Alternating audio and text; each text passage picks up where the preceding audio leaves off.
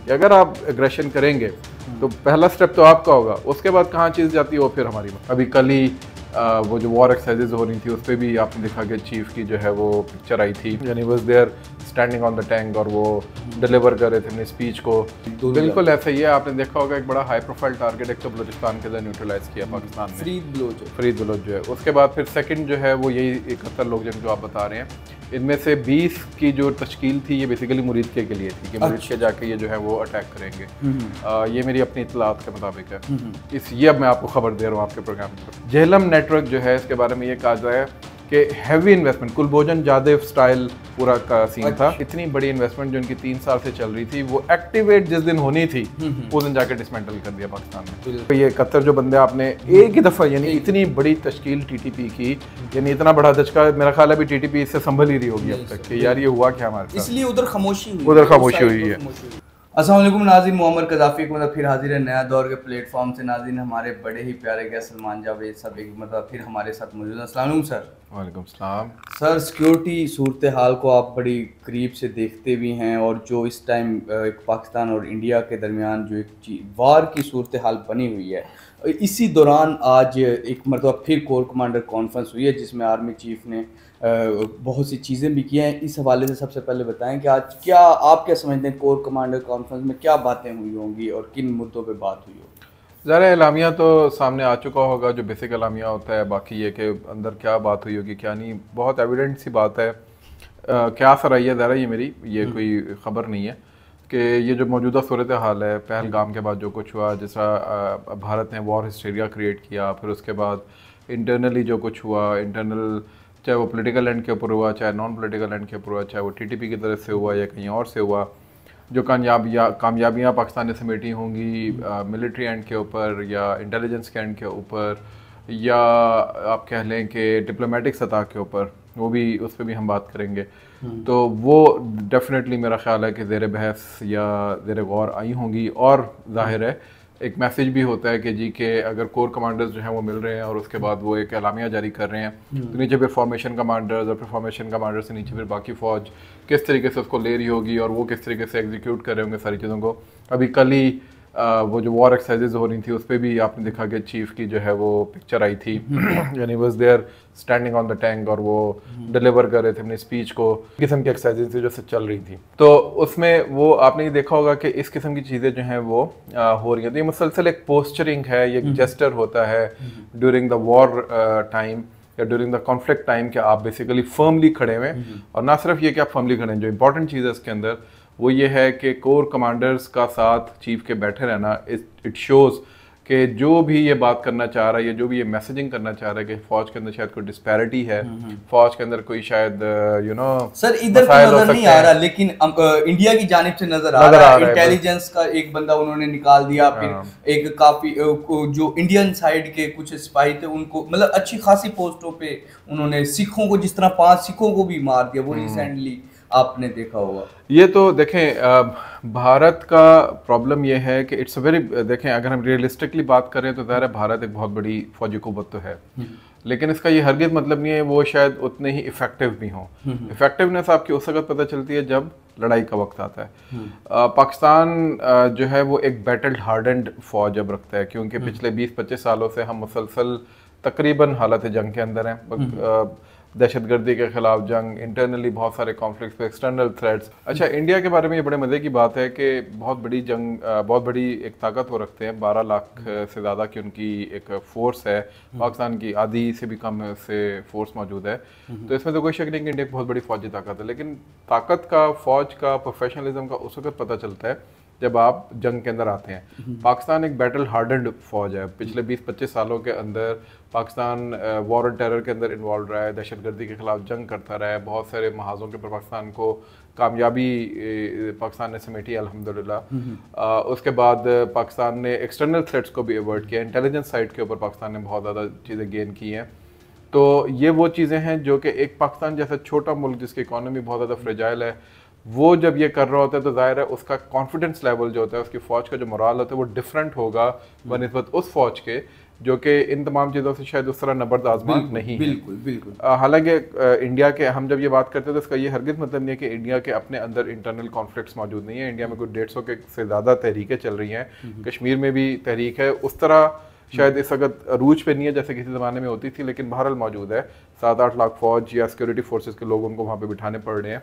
बिल्कुल। फिर नॉर्थ ये जो 7 सिस्टर स्टेट्स का जो मामला है उसके अंदर है, फिर रेड कॉरिडोर है, फिर मणिपुर के अंदर मसाइल हैं, तो मसाइल उनके भी हैं, लेकिन वो फिर भी उस तरीके से एक कॉन्फ्लिक्ट में बहरहाल मौजूद नहीं है जिस तरीके से पाकिस्तान मौजूद अच्छा है। सर, अभी तो मैं बात मुकम्मल कर लूँ तो पाकिस्तान की पोस्चरिंग जो है वो बिल्कुल आपको डिफरेंट नज़र आएगी when it comes down to you know in such an environment जिसके अंदर वो इंडिया को फेस कर रहा होता है। बिल्कुल। तो इंडिया जो है, दूसरा उसका जो मसला है इंडिया का वो है ओवर कॉन्फिडेंस।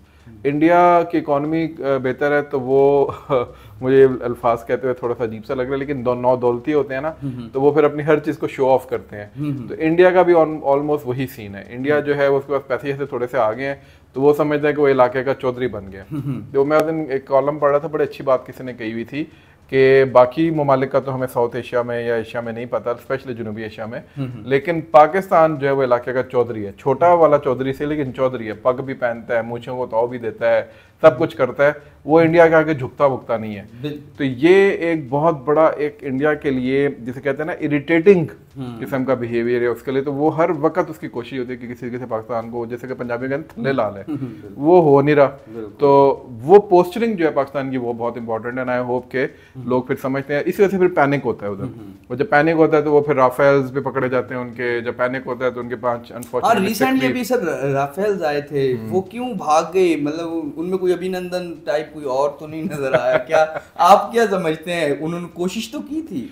बिल्कुल, बेसिकली आपको याद होगा अरताद तारड़ साहब ने रात को 2 बजे एक प्रेस कॉन्फ्रेंस की थी, बड़ी उसमें उजलत में, बड़ी इमरजेंसी वाली थी। उससे पहले उन्होंने ट्वीट की कि we I am going to talk about something very important. उसके बाद उन्होंने कि इंडिया ने उसको 2 AM पैनिक का नाम दिया और वाइट वॉश करने की कोशिश की, क्योंकि वो चाह रहे थे कि उनकी जो हजीमत हुई है वो ना हो। ये बेसिकली स्विफ्ट रिटॉर्ट जो 2019 में हुआ था, ऑलमोस्ट वही केस हुआ।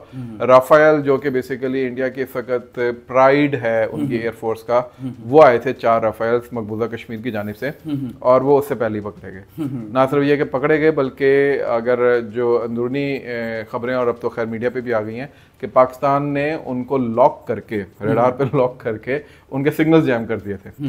तो जब जो इस चीज़ से आशनाई रखते हैं उनको मालूम है कि इस तरह की फाइट, यानी डॉग फाइट या जो एयर स्पेस के अंदर जो फाइट होती है उसमें जब आप लॉक कर देते हैं और सिग्नल्स जैम कर देते हैं, then you are a sitting duck, यानी जिस तरह एक बैठी हुई बतख को आप मार सकते हैं वैसे आप उनको। पाकिस्तान ने सिर्फ, और ये पाकिस्तान की बड़ाई है कि पाकिस्तान ने लॉक करके अपने एयर स्पेस से उनको मार सकता था उनको, लेकिन पाकिस्तान ने फिलहाल एस्केलेशन जो कि पाकिस्तान नहीं चाहता, तो पाकिस्तान ने नहीं मारा। इसी तरह का एक वाक़या 2019 में भी हुआ था, भी बहुत कम लोग उसको याद रखते हैं। 2019 में भी पाकिस्तान ने जब अभिनंदन को पकड़ लिया था, सारा कुछ हो गया था, तो उसके बाद नेवी की साइड के ऊपर पाकिस्तान ने इनकी न्यूक्लियर सबमरीन को पकड़ लिया था, पकड़कर उसको सरफेस पे आने पे मजबूर किया था और उसको लॉक कर लिया था। नाउ इमेजिन कि पाकिस्तान जो है उसने इंडिया की न्यूक्लियर सबमरीन को लॉक कर दिया और उसको वो उड़ा सकता था। पाकिस्तान ने सिर्फ उसको वार्निंग दी है और उसके बाद उसको फिर जाने दिया, जस्ट बिकॉज के पाकिस्तान ने ये शो किया कि हम जंग को किसी और लेवल पे भी लेके जा सकते थे, लेकिन हमने चूज किया कि हम ना लेके जाए, इसलिए बेहतर है कि अपने ही हद के अंदर रहो। एग्जैक्टली यही मैसेज DGISPR ने भी दिया कि अगर आप एग्रेशन करेंगे तो पहला स्टेप तो आपका होगा, उसके बाद कहाँ चीज जाती है वो फिर हमारी मर्जी होगी। बिल्कुल बिल्कुल। अच्छा, दूसरा सर, अभी हम देख रहे थे कि मकबूजा कश्मीर के जो आम लोग हैं उनके घरों को मतलब कि आग लगाई जा रहा है, तोड़ा जा रहा है। उन आम शहरियों का क्या कसूर है? एक तो मोदी ने फॉल्स फ्लैग ऑपरेशन जिस तरह एलिजिडली उन्होंने करवाया, और उससे बाद फिर वो ये सारी चीज़ें, आप क्या समझते हैं वो क्यों आम शहरियों को तंग कर रहे हैं, वहाँ से निकालना चाह रहे हैं? मोदी का तो ये अब खुल के सामने आ गया ना। अब तो उसको देखें, जो उसके क्लोजेस्ट एलाय जिनको वो कहता था, जिसके अंदर अमेरिकन थे, जिसके अंदर रशियंस थे, जिसके अंदर कुछ और ममालिक थे, फ्रांस वगैरह, जर्मनी वगैरह, यूरोपियंस, उन्होंने भी खुल के उसका साथ नहीं दिया, बल्कि ये कह जी कि आप जो है वो डीएस्केलेट करें, आप रिस्ट्रेन करें, आप मतलब यानी वो सारी बात की है। So nobody actually bought what Modi और his government try to sell. तो वो अब उसकी अपनी मुल्क से भी आवाज़ें उठना शुरू हो गई हैं, भाई ये हमें लग रहा है कि फॉल्स फॉलो, उनके अपने इंटेलिजेंस जो पुराने ऑफिसर्स हैं वो ये बात कर रहे हैं कि आपका इंटेलिजेंस फेलियर है और सारा कुछ है। बिल्कुल। तो एक पैनिक है। अब पैनिक के अंदर वो फिर क्या कर रहे हैं कि वो अपना गुस्सा किस पे निकाल रहे हैं, मकबूजा कश्मीर के लोगों के ऊपर, क्योंकि वो ये शो करना चाहते हैं जी कि वो जो नॉर्मेलिटी का मंजन वो बेच रहे थे ना वहाँ पर, वो पूरी दुनिया को ये बता रहे हैं कि जी कि हम अपने रेट वहाँ पे कायम कर रहे हैं और कोई हमारे सामने खड़ा नहीं हो सकता, कोई हमारे सामने दम नहीं मार सकता, कोई हमारे सामने जो है वो मज़ाहमत की बात नहीं कर सकता। 2000 से, ये तो सरकारी फिगर है, जो गैर सरकारी फिगर है उसमें 5000 से ज़्यादा लोगों को वो उठा के ले गए हुए हैं, डिसअपियर कर दिया है। 17 से 18 घर उन्होंने वहाँ पे मस्मार कर दिया सिर्फ इस प्रेमाइस पे जी कि ये मिलिटेंट्स के घर थे। तो इस सारे तनाजुर को सामने रखते हुए आपको नजर आता है कि मकबूजा कश्मीर के अंदर एक्चुअली नॉर्मेलिटी है कि नहीं है। और आप देखें इंडियन मीडिया की हरकतें, वो जाके मकबूजा कश्मीर के लोगों के शव कर रहा है वो माइक्स उनके जो लोग हैं कि जी आप पाकिस्तान के बारे में क्या कहते हैं, आप पाकिस्तान के आफरीन है कश्मीर के लोगों के ऊपर। आप वो क्लिप्स उठा के जाके देखें और आई वाज लाइक कि यार देखो ये भी हैं, यानी ऑक्यूपेशन के अंदर है, सारा कुछ है। एक भी कश्मीरी उस पूरे मीडिया के अंदर मुझे नजर नहीं आया जिसने पाकिस्तान के बारे में कोई बात कही हो। उन्होंने कहा जी आप अपना जाके, आपने जो 7 लाख 8 लाख यहाँ पे लोग रखे हुए हैं ना सिक्योरिटी वाले, उनसे जाके पूछें। सिक्योरिटी का ही वो सारा इलाका बनाया हुआ है जिस तरह, वहाँ तो एक मतलब कि वहाँ लोग कम है, ज्यादा सिक्योरिटी नजर आती है। वहाँ तो इस तरह से होता है। वो कहते हैं जहाँ पहलगाम है वहाँ जाते हुए, यानी नॉर्मली वहाँ पे जाते हुए 10-12 नाके हैं। और अब देखिए ना कितना बड़ा फेलियर है, मतलब इतनी बड़ी फोर्स है आपकी वहाँ पे और फिर ये हो जाए और आप कहें कि फॉल्स फ्लैग भी ना हो। अच्छा, हमने देखा पिछले कुछ अरसे से देखा कि पाकिस्तान की जो फौज थी, स्टेट थी, वो BLA, TTP इन जैसे अनासिर से मतलब कि लड़ रही थी और इनसे वो थी। तो इंडिया को अचानक क्या हुआ, वो क्यों दरमियान में, मतलब क्या समझते, उन्हें ये लगा कि शायद वो उनको इस तरह सपोर्ट कर लेंगे, इधर उन्हें मतलब कि पाकिस्तानी आर्मी को इधर इंगेज करके पीछे से वो कुछ कर लेंगे, जिस तरह अभी हमने देखा 51 दफ़ा 51 लोगों को जो वो थे टेररिस्ट, और 20 को 70 तकरीबन लोगों को एक ही उसमें पाकिस्तान आर्मी ने मारा है। तो ये आप कैसे देखते हैं? बिल्कुल ऐसा ही है। आपने देखा होगा एक बड़ा हाई प्रोफाइल टारगेट एक तो बलूचिस्तान के अंदर न्यूट्रलाइज किया पाकिस्तान ने, फरीद बलोच जो है। उसके बाद फिर सेकंड जो है वो यही 71 लोग जो आप बता रहे हैं, इनमें से 20 की जो तश्कील थी ये बेसिकली मुरीदके के लिए थी कि मुरीदके जाके ये जो है वो अटैक करेंगे। ये मेरी अपनी इतलात के मुताबिक है। ये अब मैं आपको खबर दे रहा हूँ आपके प्रोग्राम के ऊपर। और जो दूसरी जो चीज़ है वो उन्होंने की है वो ये की थी कि ये जेहलम नेटवर्क जो पकड़ा गया, जिसकी DGISPR ने वो भी की थी, प्रेस कॉन्फ्रेंस भी की थी, उसमें तो उन्होंने जितना बताया। लेकिन जो मेरी अंदरूनी खबर है वो ये है कि ये 3 साल से ये नेटवर्क जो है यहाँ पे काम कर रहा था। अच्छा। और इसने यहाँ पे एसेट्स क्रिएट किए हुए थे और मकसद इसका यही था कि जब भी इस तरह की कोई सिचुएशन होगी जैसे आजकल है, तो ये इंटरनली जो है वो पाकिस्तान के अंदर जो है वो एक दहशतगर्दी का तूफान गर्म करेंगे। और एक साइड से ये TTP, एक साइड से ये वाला नेटवर्क, दूसरी साइड से बलूचिस्तान वाले, ये मिल के एकदम अंदर से इम्प्लोड करेंगे पाकिस्तान को, और बाहर से एक्सटर्नली जो है वो दोनों तरफ से, शायद वैसे ये कतर जो लोग हैं ये भी अफगानिस्तान की साइड से अनफॉर्चुनेटली आए, लेकिन ईस्टर्न साइड से तो डेफिनेटली इंडियंस आ जाते। लेकिन माशाल्लाह ये मैं आप कहूँगा कि पाकिस्तान की इंटेलिजेंस कम्युनिटी को आफरीन है, जिसको हम बहुत ज़्यादा बाद दफ़ा तनकीद का निशाना भी बनाते हैं बहुत दूसरी वजूहत की बिना पर।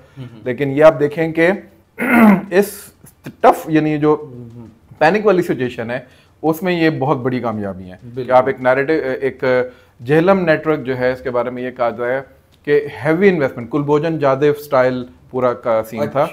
और उसके अंदर इतनी बड़ी इन्वेस्टमेंट जो उनकी 3 साल से चल रही थी, वो एक्टिवेट जिस दिन होनी थी उस दिन जाके डिसमेंटल कर दिया पाकिस्तान ने। तो ये एक बहुत बड़ी माशाल्लाह कामयाबी है। आई होप कि आगे भी इसी तरीके से रहे और अल्लाह से दुआ भी यही है। दूसरी साइड पे ये कतर जो बंदे आपने एक ही दफा, यानी इतनी बड़ी तश्कील TTP की, यानी इतना बड़ा धचका, मेरा ख्याल है भी TTP इससे संभल ही रही होगी अब तक कि यार ये हुआ क्या हमारे साथ, इसलिए उधर खामोशी हुई है। तीसरे साइड पे ये आपने बलूचिस्तान वाली साइड पे तो एक ही दफा में पाकिस्तान ने हार्ड पावर, वो जो कह रहे हैं ना हार्ड स्टेट की हार्ड पावर, उसको दिखाया। और फिर एक्सटर्नली भी आपने जो है वो ये काम किया। और फिर डिप्लोमेटिक एंड पे साग डार साहब से आपको 10 इख्तलाफात होंगे, लेकिन उन्होंने बड़े अच्छे तरीके से अपने आप को, और उनकी पोस्टिंग, उन्होंने रियासत का जो बयानिया है वो बड़ा अच्छे तरीके से उन्होंने दिया। तो मेरा ख्याल है कि पाकिस्तान के लिए बड़ी ज़बरदस्त एक अपॉर्चुनिटी है कि इस मोमेंटम को अब कायम रखें। सबसे इंपॉर्टेंट चीज़ जो मैं इसमें बात आपको, ये ज़िमनन बात मैं आपको बताता हूँ लेकिन बहुत इंपॉर्टेंट है, ये मैंने अपनी एक व्लॉग में भी कही है जो सबसे बड़ी कामयाबी पाकिस्तान की इस बार हुई है वो ये हुई है कि without any effort, frankly I know कि हमारे पॉलिसी मेकर्स ने कभी इसके ऊपर संजीदगी से नहीं सोचा, और ये सबसे बड़ी हमारी कमजोरी है। Without any effort, you know, ये मैं कहूँगा डिवाइन इंटरवेंशन है, ठीक है। आपकी ऑडियंस में बहुत सारे लोग हैं जो इन चीज़ों में बिलीव नहीं करते, but we do believe in these things. ये डिवाइन इंटरवेंशन है कि पाकिस्तान को पूरी दुनिया से जो है वो अचानक मुसलमानों ने उसके अंदर सपोर्ट करना शुरू कर दिया कश्मीर कॉज को, जिसकी वजह से जो इंडिया है डिप्लोमेटिक सतह के ऊपर उसको बैकफुट पे जाना पड़ा। तो ये इंडिया के लिए एक बहुत बड़ी हजीमत है, not only on the military side but also on the diplomatic side. ये भी एक वजह है कि ये इंडिया को शायद ज्यादा पैनिक कर रही हो और वो चाह रहा हो कि पाकिस्तान से हिसाब बराबर करने के लिए कहीं ना कहीं मैं हमला जरूर करूं ताकि मैं जरा अपनी इज्जत रख लूं। तो क्या ये हमला हो सकता है? जिस तरह वो अग्रेसिव, उनका मीडिया तो बड़ा अग्रेसिव नजर आ रहा है, और उनका मीडिया देखते तो इस तरह जिस तरह डेली जंग होती है और डेली बॉर्डर पे कुछ 10-12 हज़ार फौजी आपस में लड़ते हैं और फिर वापस चले जाते हैं, उनका मीडिया तो इस तरह शो करता है। क्या कुछ होगा या सिर्फ इसी तरह बातें हो कि खत्म हो जाएंगी? आप कैसे देखते हैं? काश कि आपका मुझे ना ये इजाजत देता तो मैं कुछ जरा बिलो द बेल्ट बातें करता इंडियन मीडिया के बारे में, लेकिन चूंकि मुनासिब जगह नहीं है तो मैं नहीं करूंगा। लेकिन we all know it's a kind of joke for us, ये मजाक है, सर्कस है बेसिकली। आप गौरव आर्या को देख लें, बिल्कुल ठीक है, मतलब वो कल मैं वीडियो देख रहा था, ईरानियों के ऊपर उसने चढ़ाई की हुई थी और ईरानियों को पता नहीं वो गालियां दे रहा है, ईरानियों को कह रहा तुम भी फारग हो, ये है वो है फला है। अच्छा, अभी आजकल तालिबान के साथ उनके जरा अच्छे ताल्लुकात है तो उनको वो कुछ नहीं कर रहा, लेकिन कल को तालिबान को भी गालियां देगा, फिर वो पाकिस्तान को तो गालियां, फिर उससे पहले बांग्लादेश को गालियां दे रहा है। मतलब उनका तो मीडिया जो है वो मैंने कहा ना वो नौ दौलतियों वाला, कि मोहल्ले में मेरे पास पैसे ज्यादा आ गए तो मुझे कोई बस आंखें दिखा के दिखाए तो वो मैं ऐसी की तैसी उसके फेर दूंगा। तो ये किसी भी एक मेच्योर रियासत का कभी भी इस तरह का कॉन्डक्ट नहीं होता, उसके मीडिया के इस तरह। मतलब आप ये देखेंगे पीटीआई ओन्ड, जो पीटीआई के वो है मोहित पीरजादा और ये सारे, शुरू में तो उन्होंने भी गंद घोलने की कोशिश की, लेकिन जब इन्होंने देखा ना कि पाकिस्तान अल्लाह का शुक्र है जरा संभाल गया चीज़ को, तो इन्होंने भी तारीफें करना शुरू कर दी अपने अंदाज में। वजाहत खान जो है बड़े हमारे वेज ब्रो जो है, वो कल उन्होंने एक ट्वीट की कि इंडियन मीडिया को देख के मैं शुक्र अदा करता हूँ कि मैं Pakistani media, I am happy कि उन्होंने अपने आप को पाकिस्तानी दोबारा कह लिया। तो ये बेसिकली एक शो करता है कि जो मेच्योर रियासतें होती हैं उनके ऑफिशल्स, उनकी ब्यूरोक्रेसी यानी मिलिट्री ऑफिशियल्स, उनकी सिविल ब्यूरोक्रेसी, उनके पॉलिटिशियंस, उनकी अवाम और उनका मीडिया कैसे बिहेव करता है। और अल्हम्दुलिल्लाह पाकिस्तान में इस मामले में बहुत मेच्योरिटी का सबूत है। इससे ज़्यादा कूल एंड कामनेस आपको क्या नज़र आएगी कि मीम वॉर के अंदर पाकिस्तान ने इंडिया के साथ बैंड बजा के रखी हुई। बिल्कुल सर, जिस तरह आप कह रहे हैं कूल भी है, लेकिन एक तरफ दूसरी साइड पे हमें नज़र आ रहा है कि अग्रेसिव बिहेवियर भी है। हमारे डीजी एसपीआर भी और हमारे सारे जितने भी स्टेट के बड़े लोग हैं उन्होंने खुल के कहा कि अगर कुछ हुआ तो माफ़ी नहीं मिलेगी। अगर शुरू आप करेंगे जिस तरह डीजी एसपीआर ने कहा, तो फिर हम देखेंगे कि हमने ख़त्म किस तरह करनी है। तो ये दूसरी जानिब अग्रेसिव बिहेवियर भी है हमारी स्टेट का। फिलहाल के लिए नाज़रीन, नया दौर से मोहम्मद कज़ाफ़ी को और सलमान जावेद को इजाज़त दीजिए। खुदा हाफिज़।